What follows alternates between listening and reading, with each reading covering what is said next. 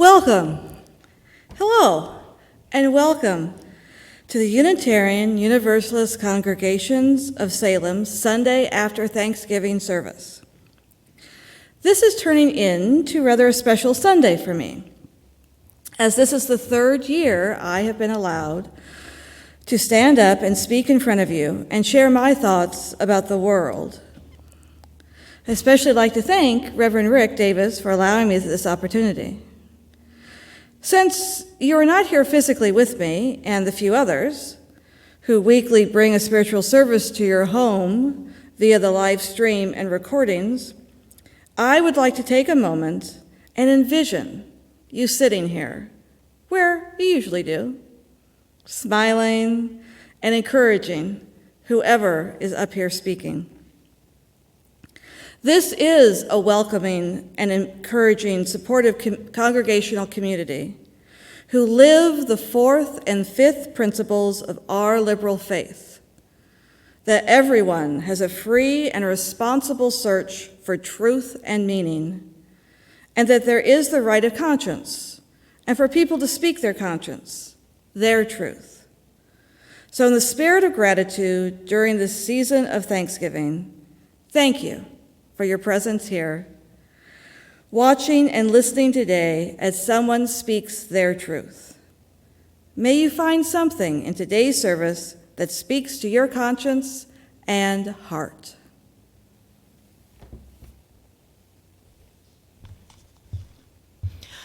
Our opening hymn today is May Nothing Ever. It's number 1 in the gray hymnal.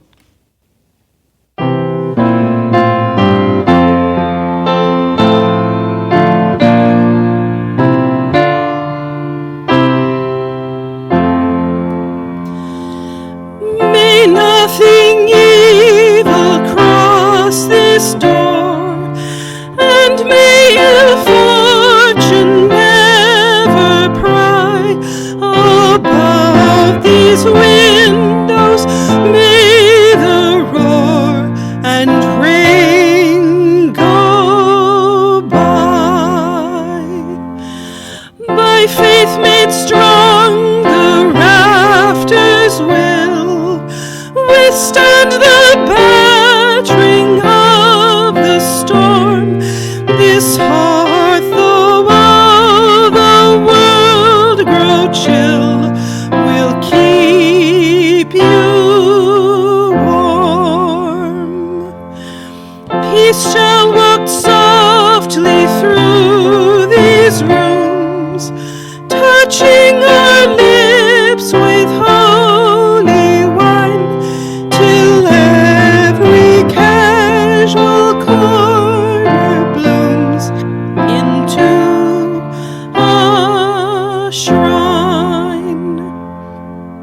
With laughter drown the raucous shout, and though these sheltering walls are thin, may they be strong to keep hate out and hold love in.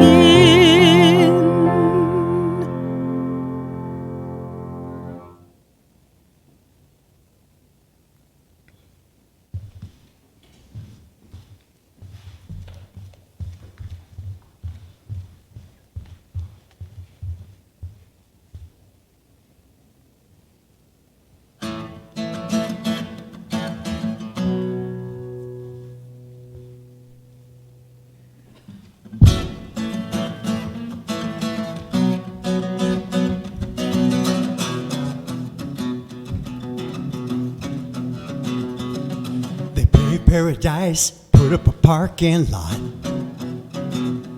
with a pink hotel, a boutique, and a swinging hot spot. Don't it always seem to go that you don't know what you've got till it's gone? You paved paradise, you put up a parking lot.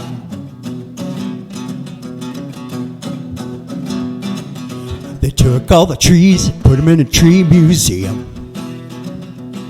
Then they charged the people $1.50 just to see them. Don't it always seem to go that you don't know what you've got till it's gone? You pay paradise, you put up a parking lot. I said, hey, farmer, farmer, put away that DDT now. Give me spots on my apples, but leave me the birds and the bees. Please, don't it always seem to go that you don't know what you've got till it's gone? You pay paradise, you put up a parking lot. I woke last night, sound of the screen door slam. Then a big yellow taxi took away my old man. Don't it always seem to go that you don't know what you've got till it's gone? You pay paradise, you put up a parking lot. Camera one.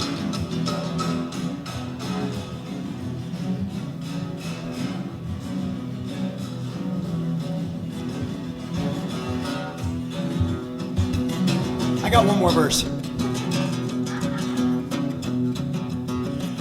I woke last night to the sound of the screen door slam. Then a fat orange man tried to fleece our federal lands.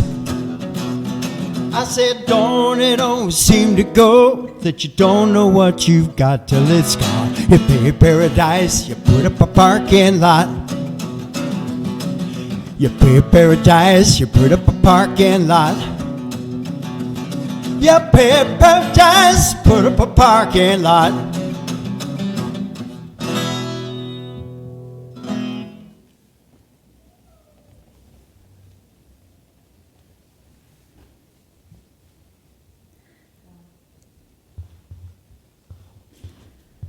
Good morning. I'm Brenna Norville, and I'm your celebrant today.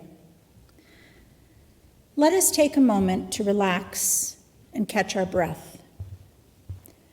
Let us bring our focus here to this room, to this group of people, and to this moment. We bring a myriad of talents, ideas, needs, and styles. Yet within this diversity, there is a common bond between us. We love this fellowship, and we are willing to work together to improve and strengthen this community of ours and our lives. Let us join in community and say together our affirmation. Love is our doctrine. Compassion is our way. Here we seek to create a joyful home for free religious exploration, build a community of caring fellowship, nurture the hopes, and serve the needs of our world.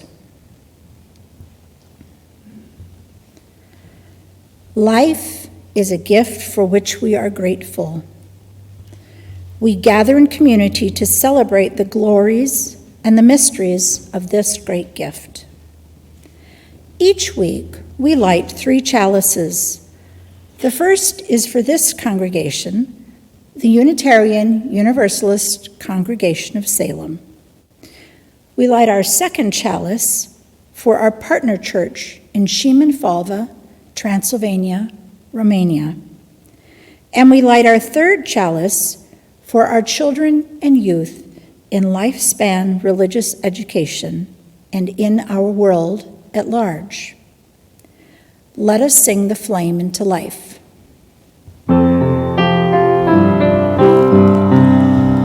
Rise up, O flame, by thy light glowing, show to us beauty, vision, and joy.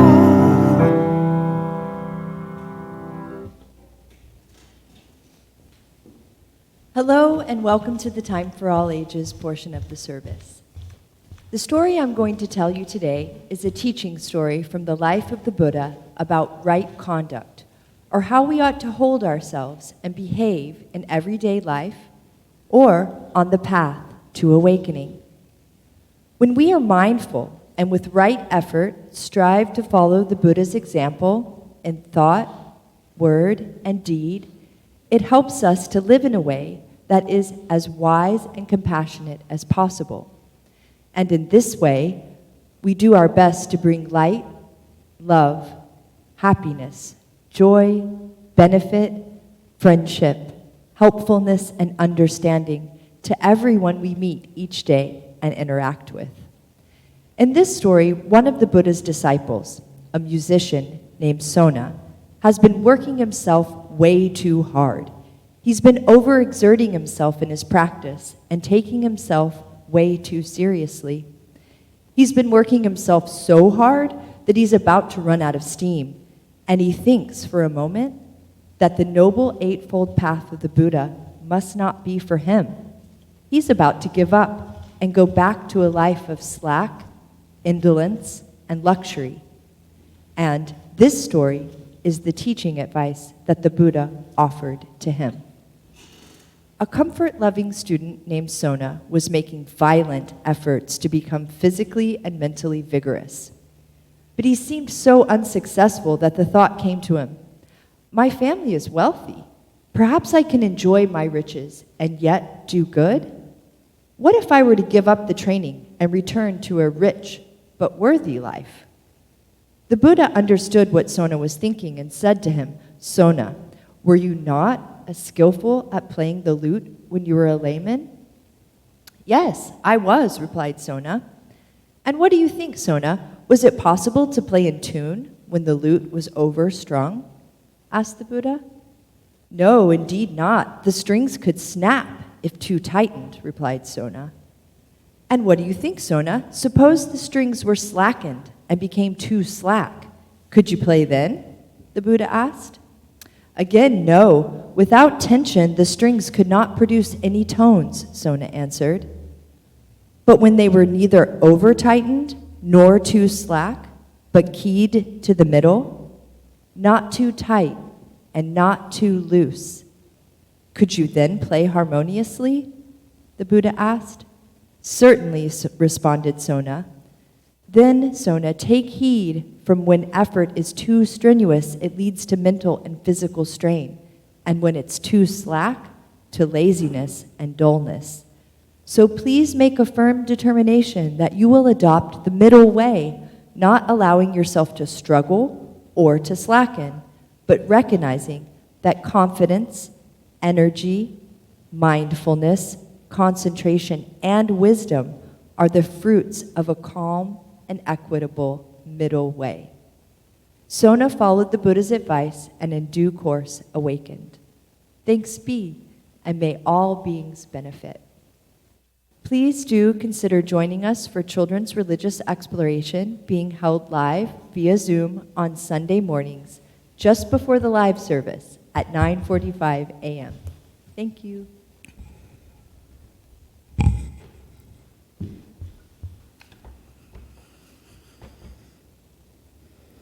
Compassion.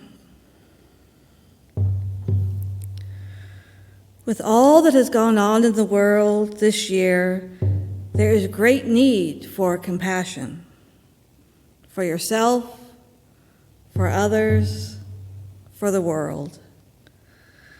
It is easy to become compassion fatigued, the feeling of hopelessness or apathy, as we deal weekly with what seems like another crisis. It is important more than ever to find means to comfort yourself so that you may be a comfort to others. Here is something that might help, a blessing from Reverend Kate Braystrap's book, Beginner's Grace. Repeat it after me if you would like. May love and strength be in my hands. May love and courage be in my heart. May love and wisdom be in my mind. May love be with me and work through me today and in all my days. Amen. And gratitude. We are ending a month that for many has become a focus of noticing gratitude in our lives. The smiles, the thank yous, Zoom family get-togethers, actually seeing someone in person. So many things that 9 months ago we didn't pay any attention to. Now we are eternally grateful and want to hang on to these moments. So here's another blessing from Reverend Braystrup to help us maintain that awareness of gratitude in our lives. Please feel free to say the line after me. May God bless and protect me. May God smile on me and smile through me. May God befriend me and make me a better friend. May God make me peaceful and a maker of peace. Amen. Compassion and gratitude. May we practice them daily.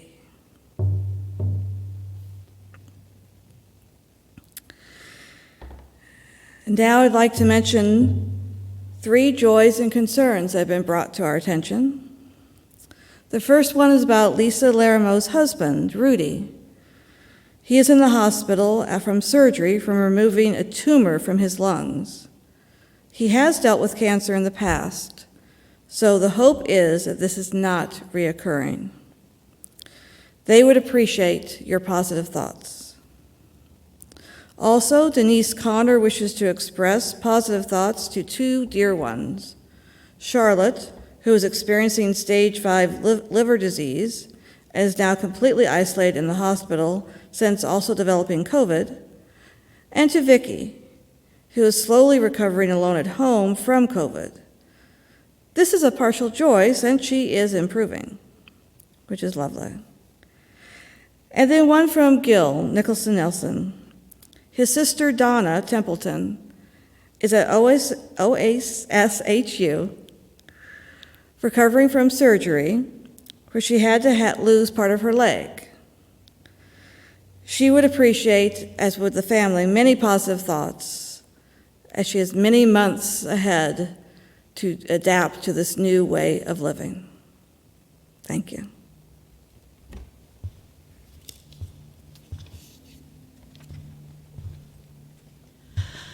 Our pastoral hymn today is Find Us Stillness. It's number 352 in the Gray Hymnal.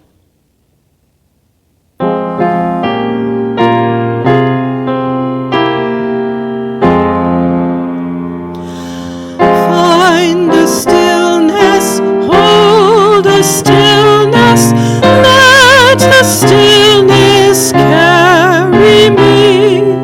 Find the silence, hold the silence, let the silence carry me. In the Spirit, by the Spirit, with the Spirit giving power, I will find true harmony.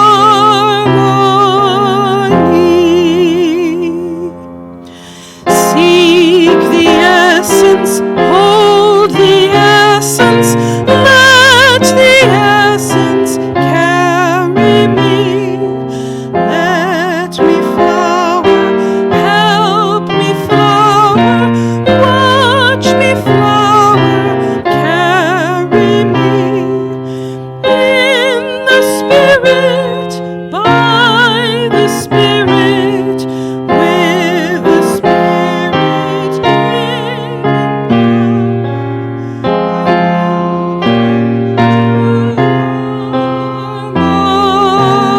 harmony.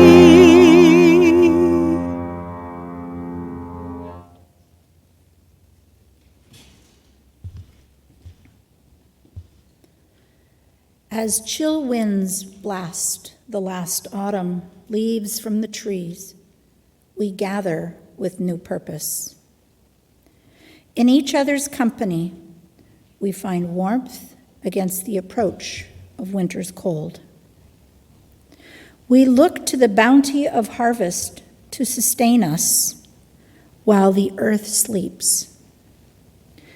and we attend again to the wider circles of relationship, reminded of the connections on which we depend.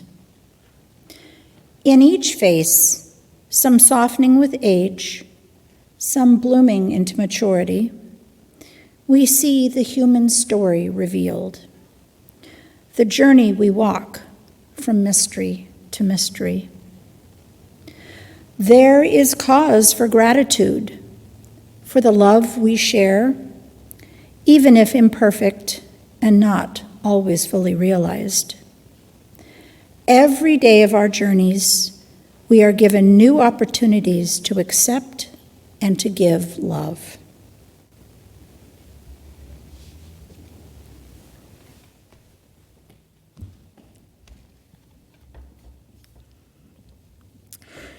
Have you ever said anything that you immediately regretted? Well, maybe you haven't, but I have several times. Recently, I said something that I immediately wished I could have taken back.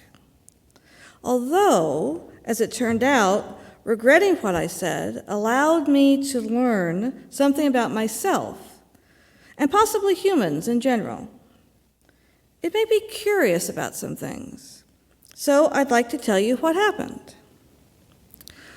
Earlier this past winter, I was taking a class on nonviolent communication with Tim Buckley, and in one of the classes, we were supposed to come up with scenarios in our lives and then label the feeling we were having and the need we were seeking. It was in a game format, so it was kind of fun. You say the scenario, and then when others are supposed to guess what you were feeling and what the underlying need was that you had. So I told my scenario. I picked one where I was rushing off to a commitment I had made, but got stopped by someone who was trying to help someone else and thought I either knew the answer or could fix the problem. I didn't know the answer, but I could fix it. The issue was that it meant not going to my commitment. So I was going back and forth in my mind. Should I stay and fix it, or should I go to my commitment? I was feeling put upon and indignant. I mean, technically, it wasn't even my responsibility to do the task in the first place. And then I said the fatal flaw. You make me feel guilty. And immediately my hands went up to my mouth. You make me feel guilty. I couldn't believe I said it. Because, of course, they didn't make me feel anything. Any feeling of guilt I had was my own projection on the situation, and I alone was responsible for any action I took. Decisions, back and forth. Finally, I decided to go with my original plan. And despite advice from others, I felt guilty all the way. I never will know how it turned out or if the situation got fixed.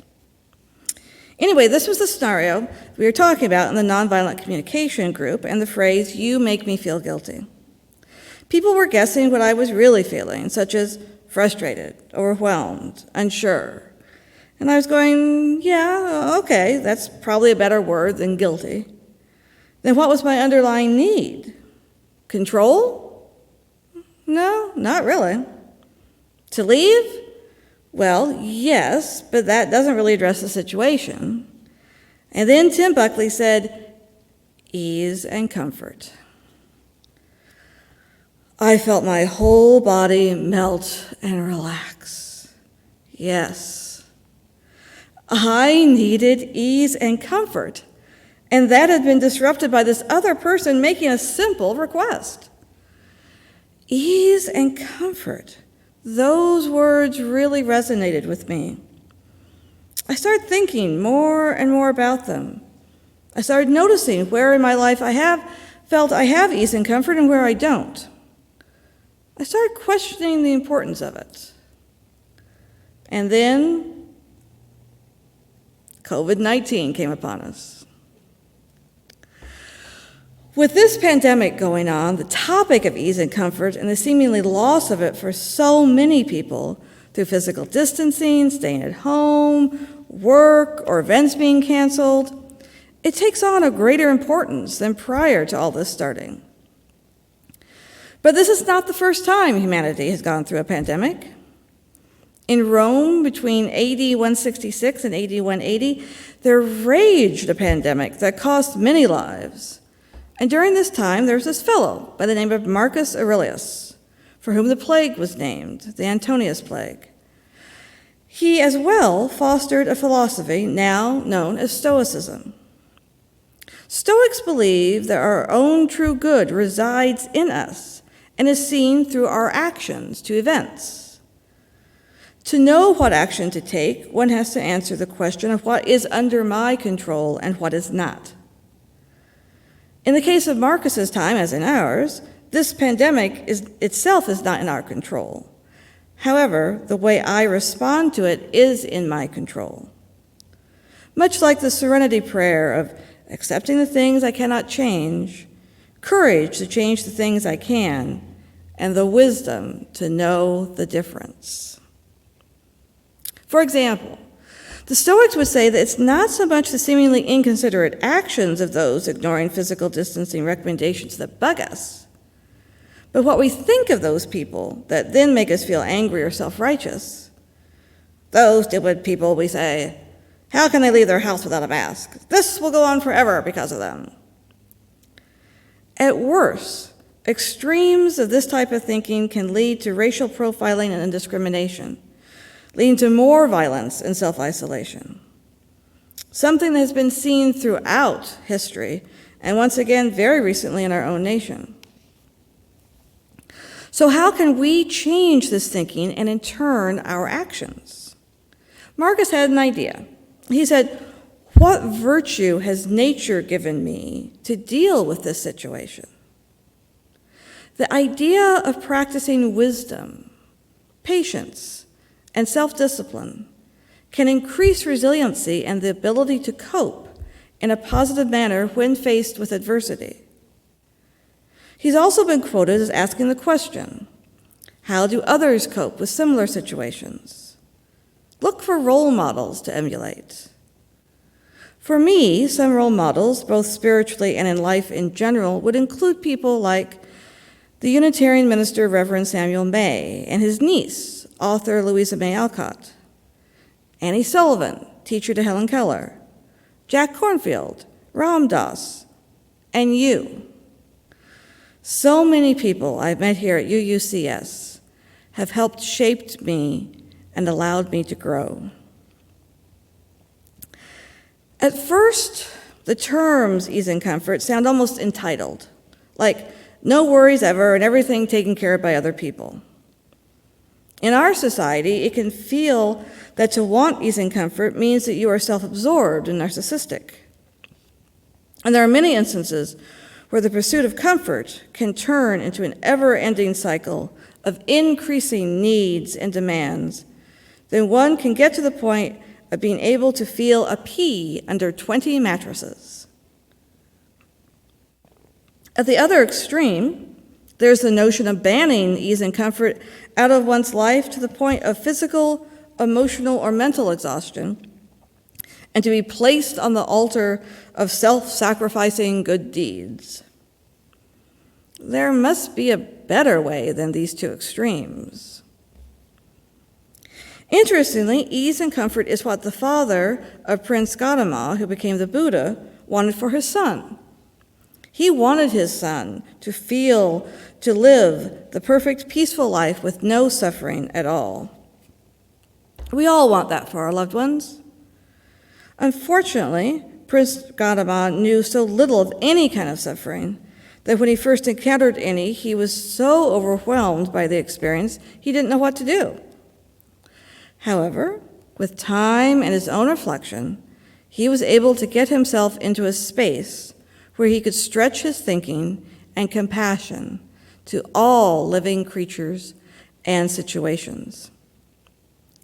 Christianity has its own utopian story through Adam and Eve in the Garden of Eden. And yet, the fruit of the tree of knowledge is eaten, and with it comes a host of problems down through the centuries, including the question of, is it okay to accept suffering, or is it some evil thing that must be extricated? By the same token, is ignorance really bliss? There is suffering in the human experience, even in the most carefully planned out life. Maybe that's okay. After I experienced a rough patch in my life, I can't remember now whether it's a death or an injury, but somebody gave me some advice, which I've learned to appreciate over the years. They said, think of life like a smooth, perfectly round piece of marble. That unto itself is beautiful. But then a sculptor comes in and chips away and creates this incredible piece of art that is breathtaking. That is what suffering is. It is chipping away at the marble to make an even more spectacular object than the original piece had been. The question then becomes, which do you prefer? The round, smooth marble or the object of art? At the time this question was posed to me, I still thought I enjoyed the smooth marble. But over time, I've come to appreciate the chips and the beauty from experiences that life brings. Without any suffering at all, the human experience flattens out to existence without necessarily a sense of purpose to it. This type of existence is not something I want for myself. Everyone experiences suffering differently, and everyone experiences ease and comfort differently. It is our response to these differences that will shape us to become more positive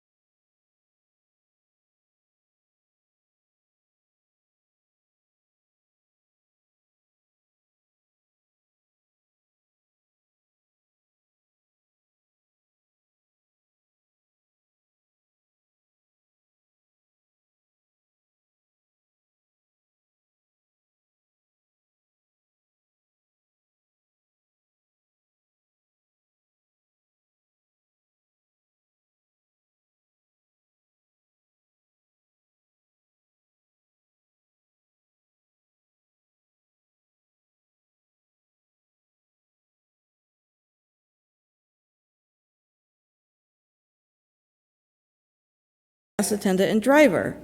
Yet it would also expose the driver to potential virus droplets on the gas handle, as well as the little spurts of gasoline that shoot out onto the pavement until you get the rhythm right for getting the needed fuel into your vehicle. People were stocking up on gloves to wear and sanitizers. And then the decisions to make. Do you change gloves and then drive? Do you use sanitizer just on your hands or on the steering wheel? And what about the door handle? I decided to do the wait it out method. I figured out approximately how much gas I use a week, limited my driving to essential, and waited. 1 week. 2 weeks. Ooh, it was getting close to the point where I usually fill it up, and I just want to go for a drive in the country. But no, I can wait. 3 weeks. It is now nearing the quarter tank level. Okay, I think. I'll drive by and see if there's an attendant. If yes, I will get gas. If no, I will go home and try again when I'm more energized for a possible adventure. I drive by and look. Yes! There are 2 attendants there, and they are walking up to cars. Yes! I pull up, have a pleasant conversation while keeping physically distant, get my gas without getting out of my car, and drive off with a full tank. Hallelujah! Victorious! The feelings of joy and gratitude are bubbling up inside of me. And also this feeling of guilty pleasure, like I just got away with something, like sneaking that piece of chocolate when you're a kid. Really? Just from filling up my gas tank? Yes! I took advantage of a great service that is offered in this state, and though not really essential, I have pumped my own gas in other states, even successfully after a few trials. Still, it is such a nice service to be able to access and bring a sense of comfort and ease into my life. It is also something I realized that I took for granted up until now. Besides physical ease and comfort, do other aspects of our lives benefit as well? Do we need ease and comfort in our lives for spiritual well-being, for example? Possibly, especially if you think of it in terms of having in moderation, or as they say in Buddhism, the middle way, avoiding the extremes of self-denial and self-indulgence. This can allow for a personal sense of well-being, which can then extend towards the well-being of others through our actions. Another way to think of the middle way for change or learning to occur is to be in what is called the stretch zone. Authors M.J. Ryan and Donna Markova, who have written The Open Mind and This Year I Will ... have developed a learning theory in which they say we work in 3 different zones: the comfort zone, the stretch zone, and the panic or stress zone. The comfort zone, a person feels safe, comfortable. It is nice, but not necessarily a lot of learning is going on because the person is unchallenged and is not curious. Think of the hobbits in Tolkien's Lord of the Rings series. Many of them never left the Shire, and they had no interest in doing so. They were very comfortable. So comfortable that when some of them went off on adventure, they were shocked to learn that others did not have second breakfast. At the other extreme is panic zone, where a challenge is so extreme and far away that it becomes overwhelming. In this zone, we experience stress, fear, and challenge to the extent that learning is impossible. Too long in this zone, and this person stops exploring out of fear. Marcus Aurelius of Stoicism stated that fear does us more harm than the things of which we are afraid. Think of Gollum in the Tolkien story, who had experienced so much obsession, angst, and fear that he cowered and shrank when the first shown compassion and love. The possession of the ring had transformed him almost completely so that he was not recognizable as a hobbit.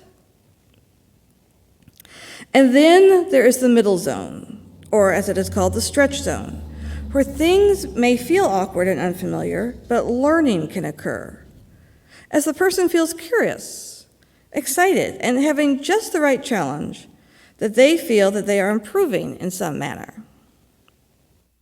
For me, I do think a certain amount of ease and comfort is beneficial. I believe that ease is the ability to do something without thinking out each step.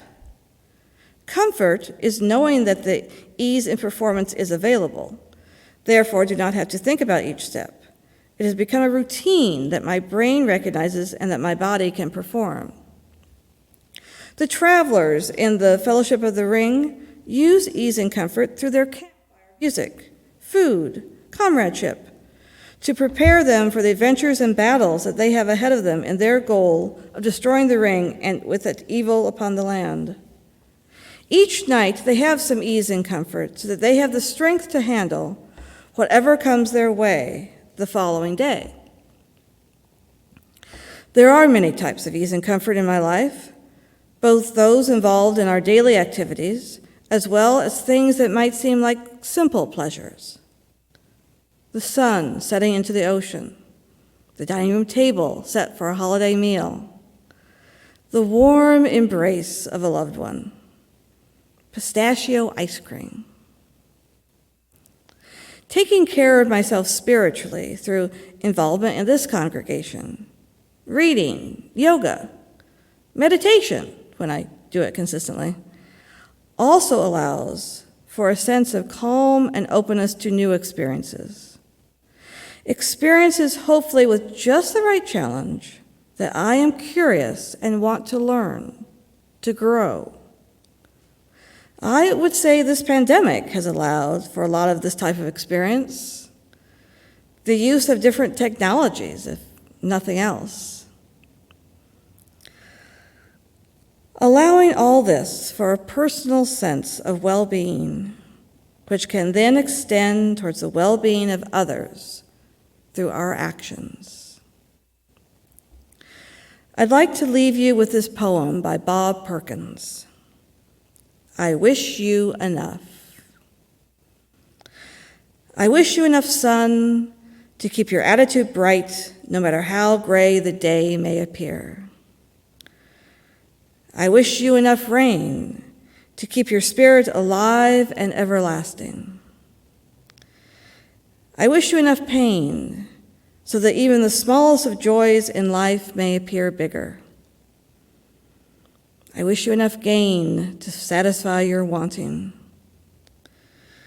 I wish you enough loss to appreciate all you possess.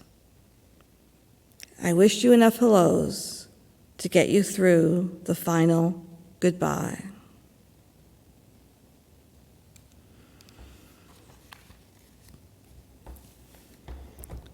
Now join me for a brief guided meditation.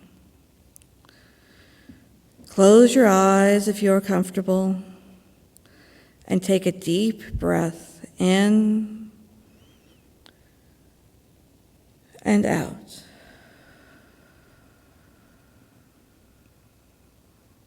And another, in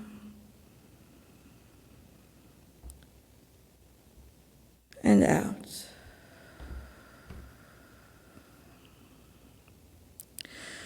And now envision for yourself your perfect day. Where would you be? The coast?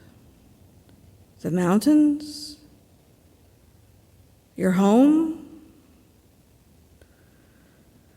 Would it be warm or cool? Pleasant sounds or nurturing silence? Would you have loved ones around you? Or would this be a moment of blissful solitude? Imagine what you might do, eat, see, touch. Take it all in and feel at ease. Comfortable and at ease. And know that you can come back to this place anytime you wish. Now take one more breath in and out, and come back to your room, to this place and time. Blessed be.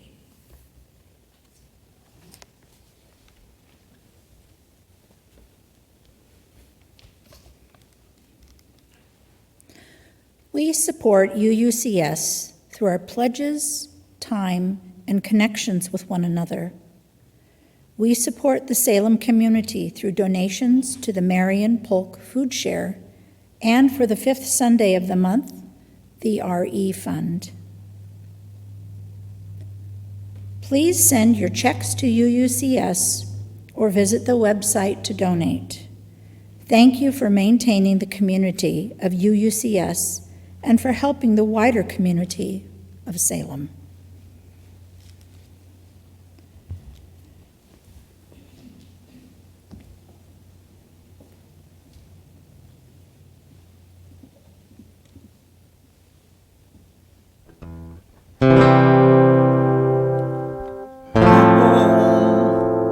Take me home to the places and the faces I so dearly call my own. Throughout the years I've traveled, over all the paths I've strode, has ever drawn my heart back down to Old Coon Hollow Road. Has ever drawn my heart back down to Old Coon Hollow Road.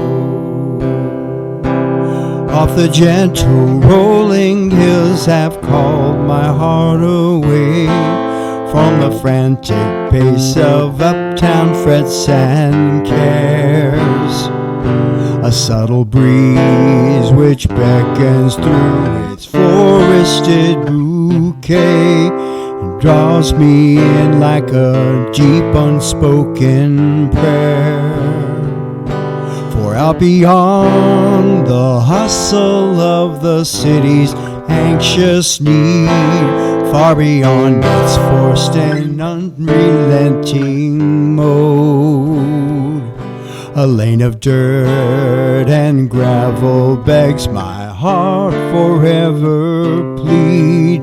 Our homestead there down Old Coon Hollow Road. Home, take me home to those places and the faces I so dearly call my own. Through all the years I've traveled, over all the paths I've strode, has ever drawn my heart back down to Old Coon Hollow Road. Has ever drawn my heart back down to Old Coon Hollow Road. Thank you for the timeless skills you've sown within my life, for teaching me the love of working hard. Thank you for the tears you shed amidst our loss and strife, the times you took the risk and dropped your guard.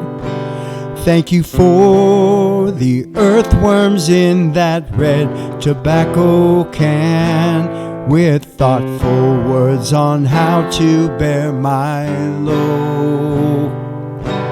Thank you for the gentle touch of worn and calloused hands, those precious years on Old Coon Hollow Road. Home, take me home to those places and the faces I so dearly call my own.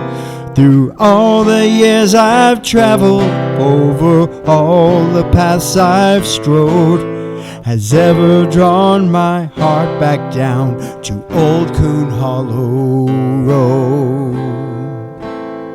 Has ever drawn my heart back down to Old Coon Hollow Road.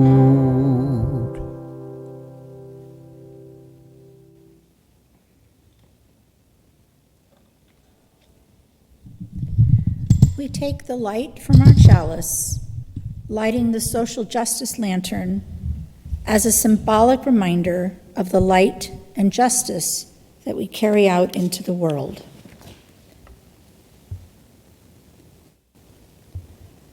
As we extinguish the chalices, let us hear these words by Frederick Gillis. May the love which overcomes all differences, which heals all wounds, which puts to flight all fears, which reconciles all who are separated, be in us and among us now and always. Blessed be.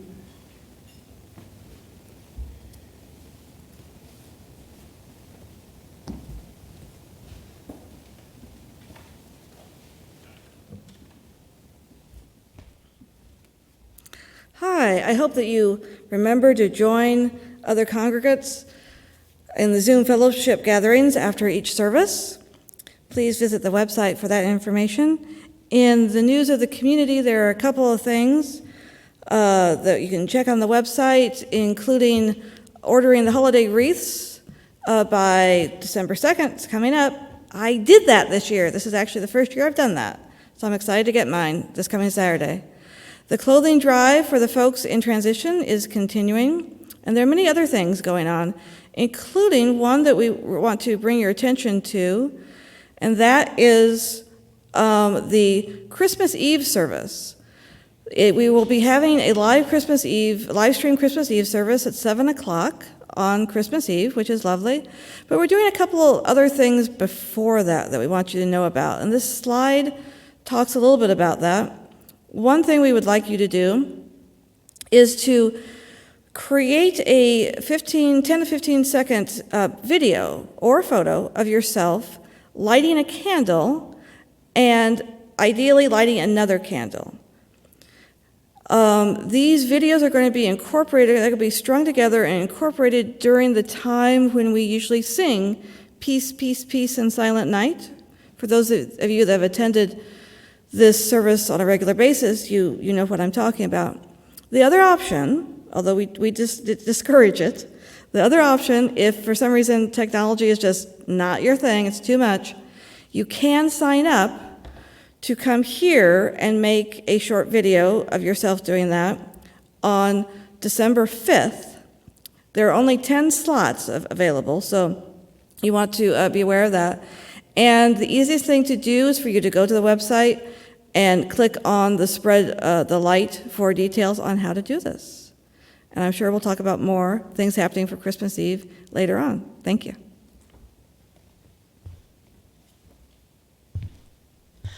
Our closing hymn today is From All the Fret and Fever of the Day. It's number 90 in the gray hymnal. From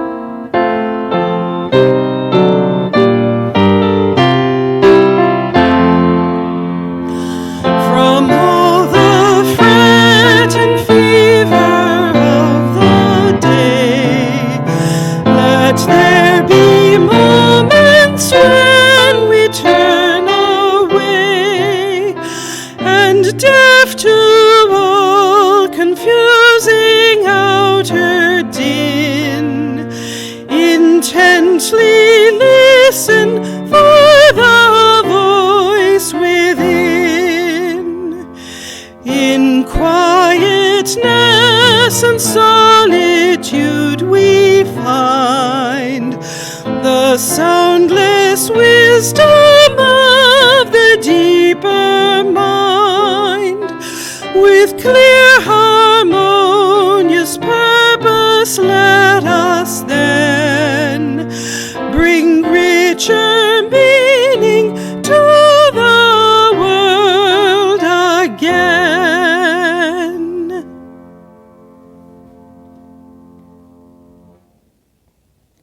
Let us imagine join hands with our community members, guests, family, and friends, saying these words together.